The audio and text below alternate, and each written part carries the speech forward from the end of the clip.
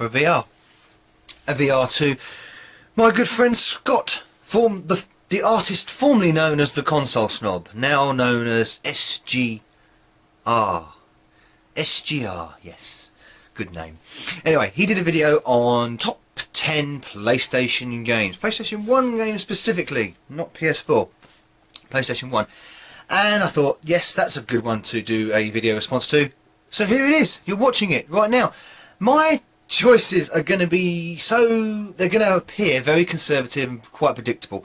But it's the truth, and it comes from there. And these are the games. These are the 10 games on the PS1 that I have the most fondness for, the most nostalgic for, love for, I suppose. And I played them a lot. A couple of them are rather left field, and one of them is not really even a game. But we'll get to that in a minute. So the first thing I'll get out straight away is I'm going to pick 2 Final Fantasy games because I adore them both, and I played them to death several times over, completed them several times over, so I'll just come out and say it. Obviously, Final Fantasy VII, for all the obvious reasons. Blown away when I first played it. A mate of mine, I think, had it first, and he says, you have got to play this. You like Secret Mana, you like Zelda, you like Chrono Trigger, you are going to love this. And by jingo, I did. And it was the first Final Fantasy game I had ever played as well. I was aware of them, I knew of them. I'd never played one on the original Nintendo. Or the SNES. So it was the first Final Fantasy game I played and just fell in love with the franchise. And I was disappointed with 8 after that because they changed so much about it. But when 9 came along, which is my second choice, I fell in love all over again. So 7 and 9 are my favourite Final Fantasy entries, and so they're 1 and 2, I think, on my PlayStation top 10. Yeah, predictable, I know, but this is the truth. 9, I went through a stage of actually thinking 9 was better. I mean, graphically it's improved, but I just got this, 9 is fantastic, it's fantastic, and then I sort of like went back to 7 and then played 7 again, and then realised how actually fantastic 7 is, bloody bar, between the two. Next game will be a beat 'em up, and this is kind of derivative from the first game that I ever played on the PlayStation. The first game I ever played on the PlayStation was in a demo cabinet in Debenhams display cabinet in a department store. Debenhams is a department store for those American friends out there, and it was Battle Arena Toshinden, and at the time it was something wow, 3D beat 'em up, and it was like kind of like Virtual Fighter, just better. Well, it seemed better because you could have it in your home. And then I realised after a couple of years down the line that Toshinden isn't that great. But what is great, and much to my annoyance, I was beaten consistently by a good friend of mine. And it was the catalyst of my game rage, of destroying many a PlayStation 1 controller. Many a DualShock suffered an ill fate at the hands of me playing my friend John at Tekken 3. Yes, because this is a guy that I thought I've mastered Yoshimitsu. You know, Yoshimitsu, the ultimate cheat with, brings a sword to a fist fight.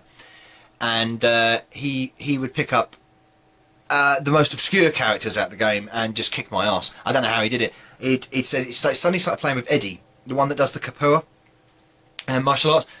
And I just couldn't fucking beat him. I mean, he's fucking thrashing me with Eddie. And then it got worse when he started playing as Gon and beat me as Gon. I conceded to the fact that I just wasn't that good at the game, but I played it so much to get good, and therefore it sticks around. And it is a awesome game. See, he was a master at 2, and I never really got on with Tekken 1 or 2, but when 3 came around, wow.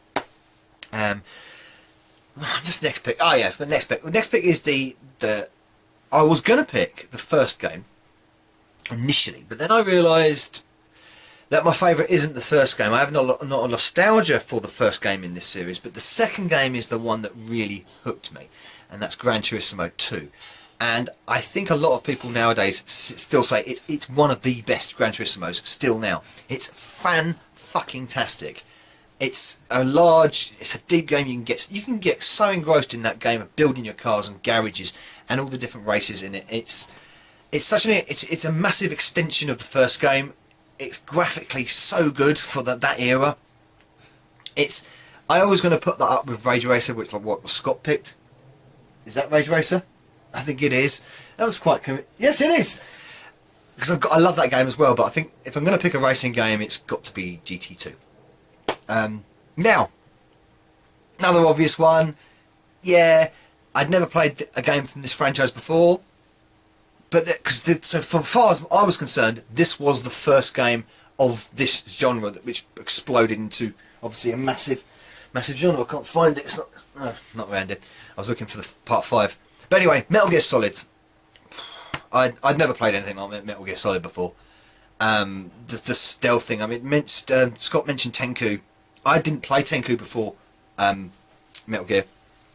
I don't think it was. Was it released before Metal Gear? I think it might have been. But the sneaking around aspect, the assassinations, that kind of thing, it was so new at the time. And I think, and the boss character fights were so original, weren't they? You had the sniper one, and then you had obviously the legendary boss battle with Psycho Mantis, where it reads your memory card, and I played that a lot. I did play Metal Gear Solid a lot, and a lot of people don't like it. It's so, story driven. There's lots of cutscenes. I loved all that at the time. I really did, and I do like lots of cutscenes nowadays. Not too much, I suppose, but back then it was fantastic. That was my phone, so we're going to ignore that. And multiplayer games, I was talking about, because I'm going to talk about Tekken 3. This was another game that I played so much because we would use it. It was one of the first party games, I think. We would use it. Bomberman used to be the traditional party game, but Super Bomberman on the SNES was normally the game I'd get the multi-tap out and we'd all have a party game, pissed up, play Bomberman. This game took over from that when we got the PlayStation 1. Worms. Just all out fun. There's nothing really more to say about Worms apart from the comedy value of it, the fun of it, the frustration. Every time I remember playing Worms with a group of friends, it was just smiles all around. Everyone was laughing and, oh, you got that, you bastard, you're cheating, you're putting the girder there, oh, you're teleporting there, and you create the team names and we come up with balmy team names like, I so rude I probably can't remember. I had the Red Dwarf team, of course, and sad, I know. We had excrement, piece of shit. Can make it was a fun game, and I never thought that the sequels to Worms bettered the first game. So the first game was just king for me. Another game that used to make me laugh and tear my hair out at the same time, and it's very left field. It's one of those games that people look at and think, wow, that's just because it doesn't look much. It's supposed to not look much. It's just a random game, but it's just that every button on the pad performs a different manoeuvre, so you've got to remember these sequences. And the fact that you can make your own levels by putting your music CD in the PlayStation was just crazy at the time. Vib Ribbon, that is. With Vibri the Rabbit. It goes for quite a bit now, I think, Vib Ribbon does. But it is just a very, very left field game. It's pretty mad. It comes from the sort of era as Parappa the Rapper and that kind of thing. Same sort of skewed game which you can't quite get, but it's something about it that draws you in. It's so simple to look at, and it's got those Japanese pop tunes embedded in it for the standard levels, but then you can put like things like the Prodigy in it and Iron Maiden and go crazy. The level goes mental. I've got a big, you know what, I've just noticed I've got a massive smile on my face as I'm talking about this, because it's triggering memories and it's triggering nostalgia about the PlayStation 1, and it's making me feel really happy and good about myself. Thanks, Scott, for that. I don't know why that's just happened. What have I got left? I've written them down because my memory's, as you know, rubbish. My favourite futuristic racing game after F-Zero is always this game. I always go back and laud this game now because it's one of those PlayStation 1. A lot of PlayStation 1 games don't look too good now. They haven't stood the test of time, and I think this has the smoothness, the crispness, the fluidness. Wipeout 3. It's just got to be. Everyone's going to say that Wipeout 2097 is their favourite, and it's good. It is a good game. But I think Wipeout 3, it has an edge over 2097. I think the track designer is just awesome. It's got a great learning curve. It's difficult as hell. The soundtrack is just epic, absolutely epic, and how they made it look and flow and play so well, so crisp. It's hats off to Psygnosis. I mentioned this in my last video. Psygnosis just were geniuses at this kind of thing, gameplay. And the third game, Wipeout 3, was just epic, and it's still, after all the versions of Wipeout have come out, Wipeout Pure and Wipeout Fusion, and there was another one, Wipeout 2023, was it? Something like that. I've played them all. I've always played the Wipeout games, and Wipeout 3 is still my favourite. Still is. Last two. I'm gonna finish with the non-game last. The next one is a wrestling game, and up until this point, there's only one wrestling game I was really enamoured with up until when this came out. I'd missed the ones on the N64 because I didn't have an N64 back then. And I think this came out around about the same time anyway. But the only wrestling games I was disappointed with, the wrestling game Super WrestleMania on the SNES. Royal Rumble was better, but it still wasn't. It wasn't what I've wanted from a wrestling game. And the only one that I really liked was WrestleFest on the arcade, because that was going back to like the classic wrestlers in the late 80s and mid 80s and late 80s. So I was looking for a game that was like that. Now this wasn't like that, but it added something to the wrestling game which I was looking for, and it was this kind of more. It added the storyline part of it, and it had the intros, the proper introductions for the wrestlers, more closely enough. And a massive range of moves and special moves, and create your own character, create your own wrestler. And this, of course, is WWF Smackdown, the first one. I'm going to try and put clips to all of... I'm saying this right at the end of the list, but I'm going to try and put clips to all these games in top corner here, or here, or here, or wherever. Yeah, it's up, and then it sort of progressed. All the Smackdown games sort of progressed onto the PlayStation 2 and so forth, and that was the genesis of it, that first Smackdown game. Loved it. Again, it became a party game with me and my friends, which were big into wrestling at that time. And yeah, great memories from that game. Great memories. Look back on it, I mean, it doesn't really hold up now, but it was still great for the time. It was a game changer, I think, as far as wrestling games went. Now, finally, and this, like I say, this is the non-game, as it were. But I spent a lot of time on this, and it was a time when I was very interested in writing music, but I just couldn't get... it would frustrate me to write on a keyboard. I can play the keyboard a little bit. Oh, excuse me. No. I can play the keyboard a little bit, but I can't read music and write like that, and I would just hum the tune and then try and recite it and all this kind of thing. And this game enabled me to do this.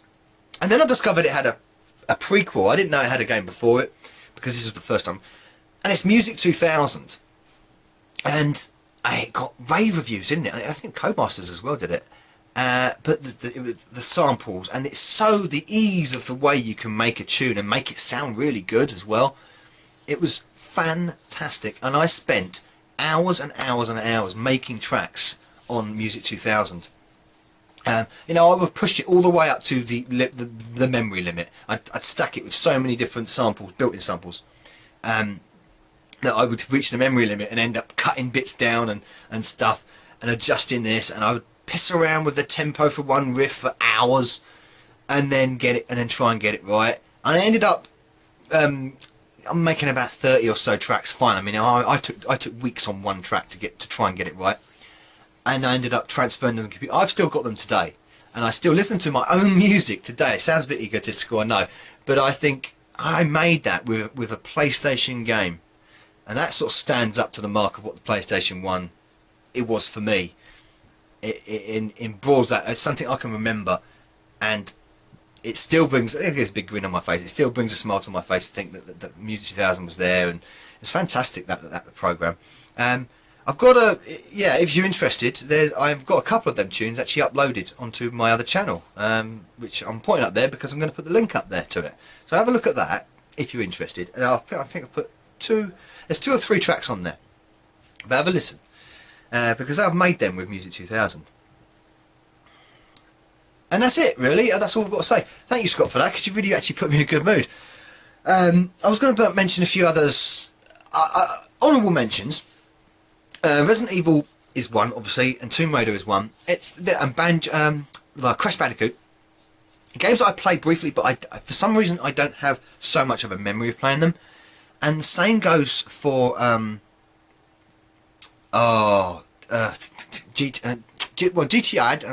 Same doesn't go for GTA, because I played GTA and I love GTA London, to be honest. GTA London was another one that I really played a lot. I'm going into like loads of games now, and I'm going way off tangent. Symphony of the Night, of course, Castlevania Symphony of the Night. Love that as well. But again, didn't play it enough to sort of like trigger the nostalgia buzz in me. So great game as it is, doesn't make my top 10. But what I said at the beginning of the show, this ain't a show, it's me rambling to a camera. Anyway, there's my top 10. I know I was nearly going to do a full there, but we know for obvious reasons. Cheers, Scott. Thanks for that. You've made me happy making this video. And I hope I've made you happy with my big grins. No bug out. That's scary, isn't it?